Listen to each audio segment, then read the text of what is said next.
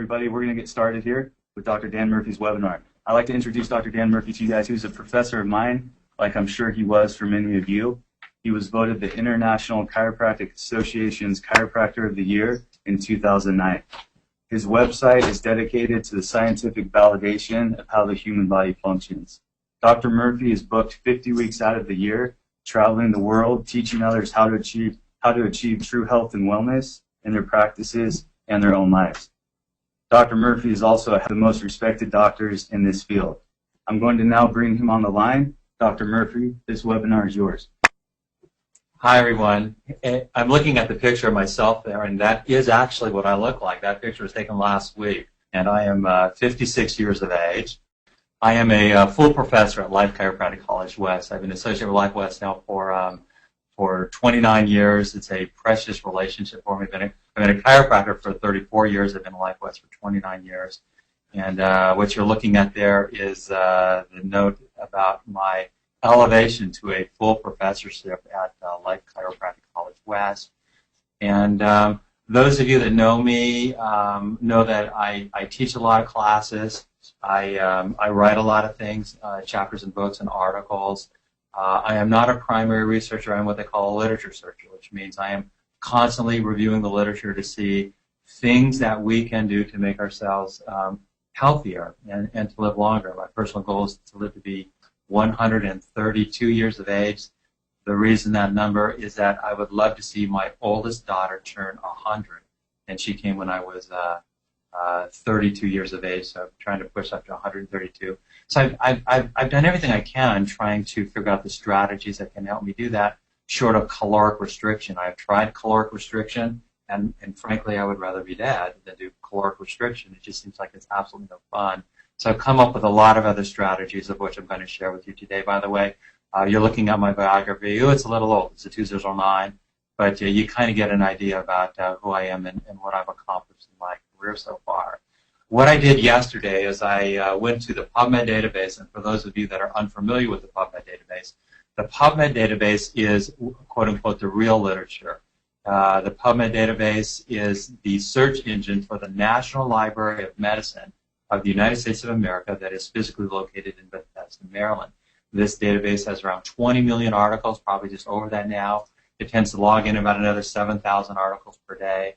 And looking at what makes us old or what makes us ill, the theory that is most prevalent in the literature is called the free radical theory of aging, and that you can search it very easily by just going to the PubMed database and typing in reactive oxygen species, which I did yesterday. By the way, the call letters, if anyone want to do this on your own, is www.pubmed, which is PUBMED.gov.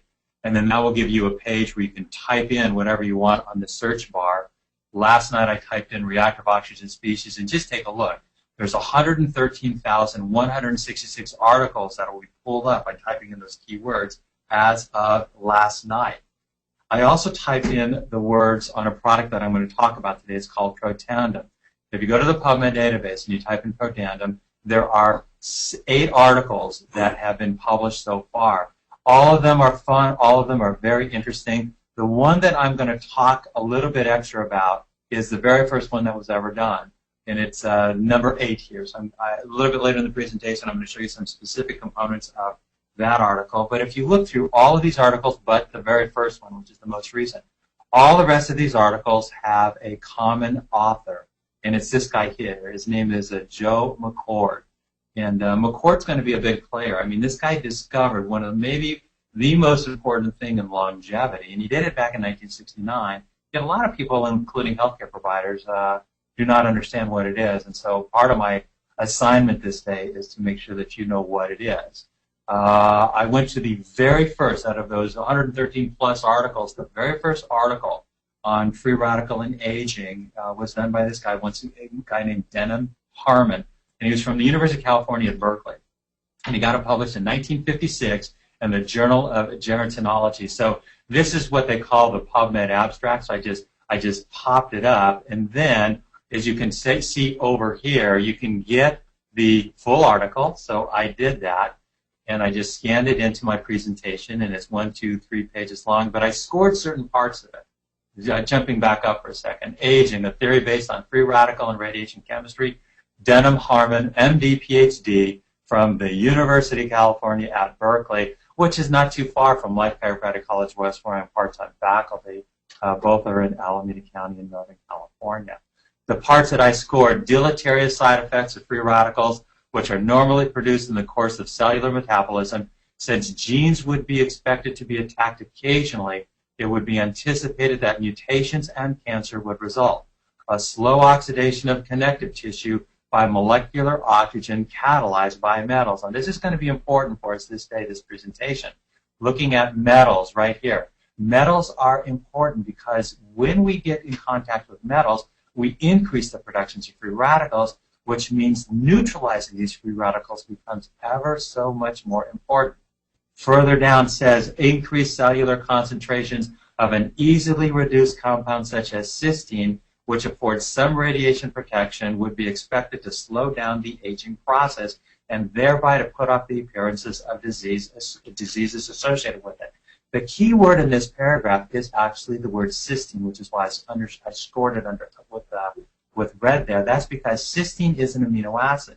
And the key is when cysteine exists as a component of a protein, and that proteins are put together by genes. So that if you could turn on genes that produce proteins that have cysteine, you are better at neutralizing free radicals. Now, this is 1956, and remember, this is part of what I will tell you Dr. Joe McCord did. He figured out a way to upregulate these genes that are related to this and other ways to neutralize free radicals. Lastly, hydrogen donors, such as, once again, cysteine, for example, might be of benefit in the fields of cancer, chemotherapy, and nutrition. We're going to look at it specifically this day from a nutritional perspective. Summary: aging and the degenerative diseases associated with it are attributed basically to the deleterious side effects of free radicals on cellular constituents and on connective tissues. The free radicals probably arise largely through reactions involving molecular oxygen catalyzed in the cells by oxidative enzymes and in the connective tissues by trace metals such as we will look at a number of them. My favorite books on this, I'm a book reader. Those of you that know me know that my passion is reading technical books. This book I found to be very interesting, a book on antioxidant adaptation, its role in free radical pathology. So much of what I'm going to cover with all of you for the rest of this webinar is in fact well summed up in this particular book. It's kind of technical. I also like this book. I know that some of you that are listening to me are trainers. This is one of the most awesome books ever because this is the guy that got America exercising. His name is Ken Cooper. Some of you who are younger don't remember Ken Cooper, but in the late 60s, he started the aerobic movement. He wrote a book on aerobics. In fact, he's actually the guy that invented the word aerobics. But after 26 years of research, he says there's a problem, and that is if you over-exercise and don't have adequate antioxidant defenses, you actually accelerate the aging process and the degenerative disease process. So when you look at the words up there next to his picture, delay the signs of aging and reduce the risk of cancer and heart disease with this powerful new prevention program. That's what we're going to talk about. We're going to talk about the best stuff in prevention of these free radical things that I have seen so far in the PubMed database. This book here is extremely readable. In fact, I believe all of you that are listening to me should read this book if you have not done so already. I know a lot of you have already read this book. A lot of you have my suggestion, The Antioxidant Miracle by Les Packer, also from the University of California, Berkeley, one of the top antioxidant researchers in the world today. Very simple book to read. Like it quite a bit. This book, in contrast, is quite technical, but the message is the same. Being a technical book, the cost is much higher. It's like $138 to buy this 2002 book, Nutrition and Immune Function by Philip Calder. But the message is the same. It's all about free radicals and antioxidation and the things that we can do to make our lives better and longer simultaneously. This is the best book, in my view, that has ever been written in world history in terms of health. And it's written by a recently retired neurosurgeon from Jackson, Mississippi. His name is Russell Blaylock. It's titled Health and Nutrition Secrets That Can Save Your Life. For those of you who desire to be the best, for those of you that have listened to me in actual seminars before, know how highly I think of this guy and this book. I think it's the book that all of us should know about, particularly because it's right on topic for what we're doing today. Specifically, if you look at the very first chapter of the book, do all degenerative changes have a common cause? You see the number 1 there. This is how the book begins. Do all degenerative changes have a common cause? Well, they do. It says, if you look what I scored in red, our cells are producing destructive particles called free radicals, and that over a lifetime, these free radicals chip away at our cells. We call this process aging. Oxygen is a powerful destroyer of life. Few of us are aware that this same life-giving oxygen is slowly killing us and making us sick. The reason is oxygen becomes a free radical as a component of just normal breathing. So when you exercise more, you breathe more. When you breathe more, you make more free radicals. And it is even more critical for people that are exercising to take these concepts seriously. We have to neutralize these free radicals if we want to avoid degenerative changes, if we want to slow down the aging process, etc. Dr. Blaylock further says that when the free radical reaction begins, it is these fatty acids that are damaged. This is important. The reason I scored this is because some of the best ways that they assess if an approach to health is reducing the free radical damage, they are looking at the free radical damage that is done to the fatty acids. When they are damaged, it is measurable. So that tells us just how much damage is happening in our bodies, and consequently, if we're doing something to stop that damage, it is also measurable. Free radical damage to these membranes severely affects cellular function, and it does. The organ of perception for the cell is the membrane. The brains of the cell is the membrane. The key to cell physiology is the membrane. The membrane is made out of these fats. When these fats are damaged by free radicals, that's when the cell starts to become dysfunctional. And when the cells are dysfunctional, the person that owns those cells becomes dysfunctional. Yet there are solutions, and that's what I'm going to get to. Fats are nothing but a bunch of carbons that are strung together. So what I did here in this slide is I strung together 4 carbons. The free radicals primarily damage what is called the carbon-to-carbon double bond. So I put the carbon-to-carbon double bond right in the middle of the slide. That's the equal sign. That's where the free radicals will attack. And when they attack that, they damage that fat, and then you're in trouble. By the way, when they damage that fat, they call it lipid peroxide. And lipid peroxides are very deleterious to human health and physiology, and yet you can measure them. There's a number of ways to measure them. I will show you probably the best accepted way to measure them as I continue down this presentation. The origins of free radicals, metabolism, that just means breathing, inflammation, stress, environmental toxins. I'm going to talk primarily about those 4 guys as we continue down this presentation. I'm also a very big fan of this book by Dr. David Perlmutter. He is a neurologist living in Naples, Florida. He's written a number of books on the topic. I think that he's way smart. I advocate all of his books. My favorite book, at least for my family, since I have 2 daughters, is that he did a book a few years ago that claims that you can raise your children's IQs 30 points by the time they go to kindergarten if, in fact, you can appropriately reduce the consequences of toxins and the free radicals that they generate. In fact, Dr. Perlmutter, in his book, The Better Brain Book, which came out in 2004, in this book he defines what makes a toxin toxic. What makes a toxin toxic, in Chapter 8 of this book, you can see what I scored in red there. What makes toxins toxic is the fact that they rev up free radical production and promote inflammation. Now, you've got to get the point. This is the point. If we live in an environment that has lots of toxins, we get lots of free radicals. The more toxin the environment, the more free radicals we get. The more free radicals we get, the more critical it is that we neutralize them before they do damage to cellular physiology. And then you take a look at this. And this should take everyone on this webinar's breath away. Referencing time, May 24, 2010, you can see the date there in the bottom right. They sum up, if you look at the actual words on the first paragraph, I'm going to scroll down where I blew them up a little bit, says, on May 6th, the President's Cancer Panel published an alarming 240-page report on the risk of cancer from chemicals and other substances in the environment. The true burden of environmentally induced cancer has been grossly underestimated, the report's authors conclude. The American people, even before they are born, are bombarded continuously with these dangerous exposures. The point of all this is that all of these chemicals are toxins. Toxins damage the DNA. The DNA damage is then linked to cancer. Even the President's Cancer Panel is agreeing to this, coming out in 2010. May 6th of 2010 is when this was in fact released. The point of it is we have so many environmental toxins now that we're getting so many free radicals that a strategy to neutralize these things before we damage our physiology is critical. It's never been more critical than this time in our history. In fact, if you look at the President's Cancer Panel's recommendations, they're stunning.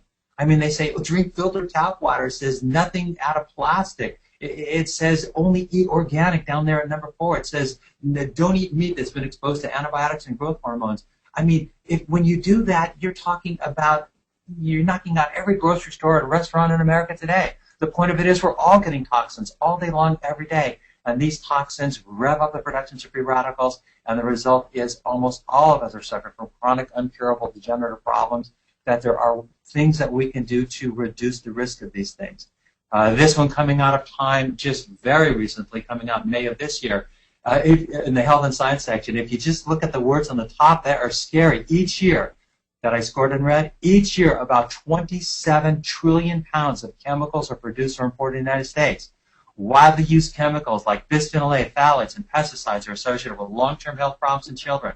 Most of them come from pesticide residuals on fruits and vegetables. The point of it is, even when we're eating good, like fruits and vegetables, we're getting exposed to chemicals that are toxic, that rev up free radicals, that damage our health and our physiology. Probably one of the best books ever written on these concepts. It's over 1,000 pages, specifically 1,084 pages, coming out in 2006, Oxidative Stress, Disease, and Cancer. What is important in this book is that the central theme is the mitochondria. We're looking at that picture right there, the center of that picture. That's the mitochondria. The mitochondria is the primary generator of the free radical, but it is also the primary thing that is damaged by the free radicals. Consequently, the mitochondrial health is key to understanding health and physiology. This is more of the same particular book, including this picture, which is one of my all-time favorite pictures. It just reminds the reader that the key to health and longevity and wellness is looking at this thing called free radicals. Free radicals are often are initially made out of oxygen. Consequently, they are usually referred to as ROS, which stands for reactive oxygen species, which is that little star thing there in the middle. And all of the different things that drives the productions of free radicals, including low antioxidant defenses. I mean, strategies to crank that up are wonderful benefits to human health and physiology. You look at a lot of these other guys that are around here, and they are things to avoid. And as a chiropractor, I was thrilled that right here in the top right corner, they actually included the neurochemical consequences of the chiropractic subluxation as being a driving factor in the productions of free radicals. Again, we don't want to produce these free radicals, but it's going to happen because we live in a world that is full of toxins. Can we neutralize these guys before they do damage? Wait till I show you some of the studies, man. They're thrilling. This book here is just more of the same, showing you that these things just are never stopping. They're never going to stop. A 2008 book, Oxidative Stress and Aging from Model Systems to Human Diseases. Take a look at what's on the cover of their book, Aging, a Theory Based on Free Radical and Radiation Chemistry by Denham Harmon, which we had earlier in this presentation. This book here, Mitochondrial Medicine, also coming out in 2008. These are expensive medical texts. It costs a couple $100 to buy. Those of you that have seen me on the road doing my classes know that I go over facets of these books that I think are appropriate to the class, but they're fascinating to know because once you do this, you get a unique perspective on health, disease, and degeneration, and the things that are necessary in order to change the tide, in order to change what's going on, in order to help people who desire to live healthily to 132 actually have that potential. That, once again, is my personal goal. All of these guys are talking about the mitochondria. Remember, the mitochondria is the organelle within our cells that makes us energy. It gives us the energy to be 98.6 degrees Fahrenheit and to move our muscles and to talk and to listen, and all of these things is based upon this energy. But the problem is, as we make this energy, we also make free radicals. And these free radicals are probably the key to health and longevity and to aging and to degeneration. So if we can figure out how to get more energy and less free radicals, that's going to be a component of the desired effect. This is another book, this one coming out even more recently. This is a 2011 book. Dr. Lauren Klum is the second author there if you look at it. And I know her. She is the daughter of the former president of Life Chiropractic College West, Dr. Jerry Klum, who I think the world of. And I know his daughter quite well, and I see her around, and I acknowledge her as being a very smart person who I always want to claim that I have some influence on the students that I've had that go on to make their own way and do things like this, because this is sort of the message that I share at the college. The bottom lines are here. Antioxidants. Now, most everybody knows what an antioxidant is, but a lot of times there is some confusion, and that confusion is actually the main theme of this webinar. Exogenous antioxidants are antioxidants that almost everybody knows about. Exogenous antioxidants are ones that your body cannot make. They must come from your diet, like vitamin C and vitamin E. Our bodies can't make these things. They have to be in our diets. And there's literally hundreds and thousands of more that typically go into our bodies by the consumptions of fruits and vegetables. And these guys are excellent at neutralizing free radicals that live in our blood vessels and other tissues. However, there is another group of antioxidants, and it's called the endogenous antioxidants. Endogenous antioxidants are not part of our diets. They are made by our DNA. There are many of them, but the main three guys are called superoxide dismutase, catalase, and glutathione peroxidase. These are the main three endogenous antioxidants, and these guys are critical. They're now acknowledging these guys are critical. They're different than the exogenous guys, who are critical for neutralizing free radicals in our bloodstream. But the ones in our bloodstream are not as good at neutralizing free radicals that are inside the cell membrane. The ones that are inside the cell membrane are largely, completely dependent upon the endogenous antioxidant array. And that's because superoxide dismutase, catalase, and glutathione peroxidase are made by the DNA, which is inside the cell membrane. So these are the ones that protect the cell from the inside.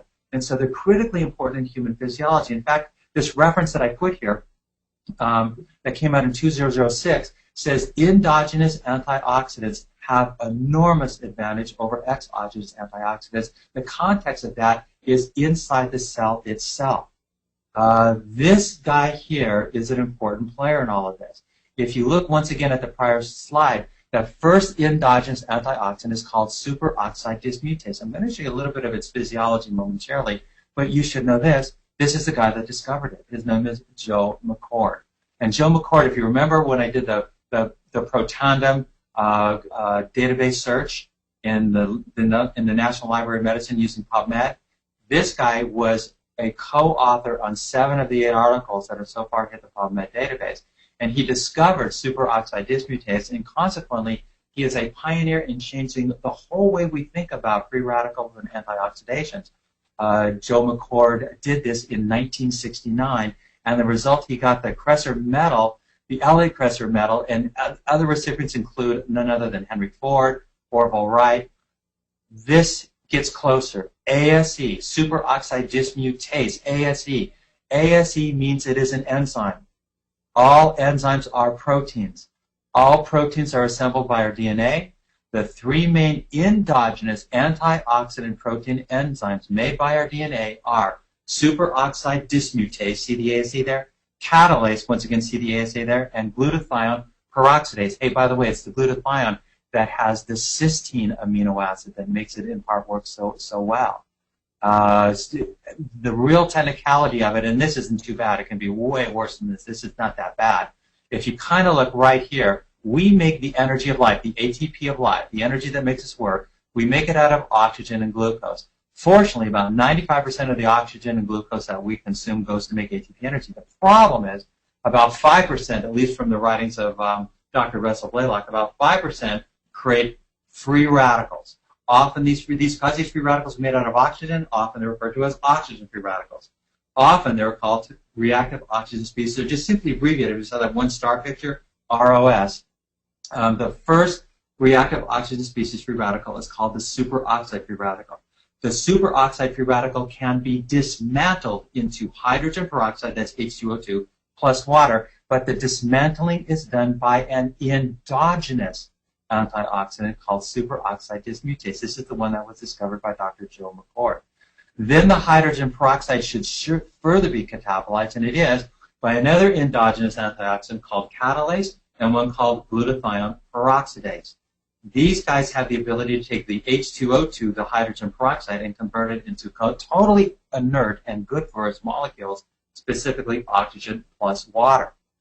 A combination of 5 medicinal plants have been proven to increase the production of the endogenous antioxidant array, upregulating the DNA. These plants are upregulating the DNA production of 5 antioxidants. So I've listed them there for you. All 5 of them have been put into a patented product called Protandim. The way I found this is just by going to the PubMed database and typing in Protandim, and those are the 8 studies that have come up. Now, I have personally been taking Protandim for about 5 years, and I was getting it over the counter at GNC Nutrition.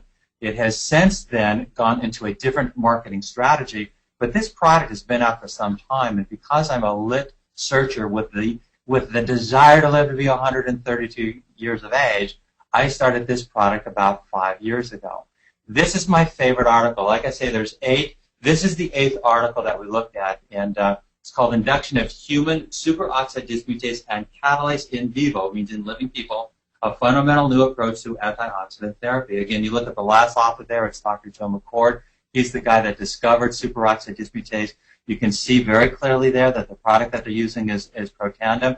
What they're looking at on live humans, they're assessing lipid peroxidation products, and they give you the words, and they frequently just slang out the word and call it T-bars. And when right away, I mean, within just a few months, they found that the superoxide dismutase had increased by 30% and the catalase by 54%. They have other studies that have come after this. For whatever reason, I don't know. One day I hope to ask Dr. McCord, why did you not assess the glutathione peroxidase? They did not. They talk about it in this article, but they didn't actually assess it. Other studies have, and it went up even greater. There's one study I saw that it went up 300%, which is pretty important. If you look at these words here that I've scored, oxidative stress is now recognized to be associated with more than 200 diseases, as well as the normal aging process. There is strong correlation between T-bars, a marker of lipid peroxidation, and products that reflects oxidative damage to the DNA. So again, they're measuring what's happening to the lipids as a marker of what is happening to our own genetic material, our DNA. So this is the bottom line. In fact, this is my last page with you. Our planet is significantly more toxic today than ever before. I mean, there is just no doubt. If I tell my classes, both undergrad and postgrad, is that in my mind, the biggest difference between chiropractic today and chiropractic of yesteryear is the number of environmental chemical toxins that our patient population is exposed to. Because so many of these toxins are neurotoxins, and we pride ourselves on doctors that treat the nervous system. This is critically important for us as clinical chiropractors.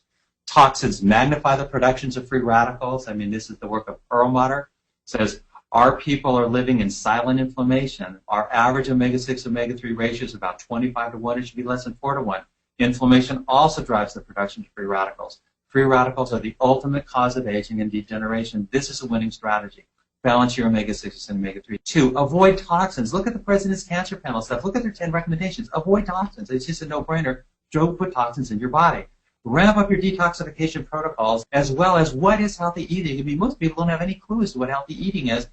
Take your exogenous antioxidants. I mean, they work different than what we're doing this day, and you should still do that. And lastly, upregulate your own genetic endogenous antioxidant array. This is some of the ways that low-level laser therapy works, but as far as I can tell, the protocol that has more research behind it than anything else is taking this product called Protandim. So as far as I can tell, all of us should be doing all of these every day, and a lot of us are, but we have missed this upregulation of the endogenous antioxidant array on a daily basis through taking a really simple combination of 5 medicinal plants that they put together called Protandim. So the big announcement that they have been advertising on my behalf is that Protandim and the company that actually makes them, Protandim is the product, the company that makes it is called LifeVantage. They have approached me and they have asked me to initiate a partnership with them, and I have done so. I have a specific goal, and that specific goal is that I want to be on their scientific advisory board. So hopefully with the help of a lot of you guys, I'm going to make that goal. I want to be on that advisory board because I want them to understand a chiropractic perspective and how this is important to chiropractic. I have personally met with the operating officers of this company. I have digested all of the published studies on the topic. I have reviewed all of the projects that are in progress that will hit the PubMed database in the next year or so. There's actually 19 projects that are in progress right now. I have personally talked to Dr. Joe McCord, the guy that discovered superoxide dismutase. I had an opportunity to ask him anything I want, and I asked him everything I could think of. Remember, again, he's the guy that discovered superoxide dismutase in 1969. In fact, interestingly, when they measure superoxide dismutase, they measure it in McCord units as a consequence of the man that discovered it. My component of this webinar has now concluded.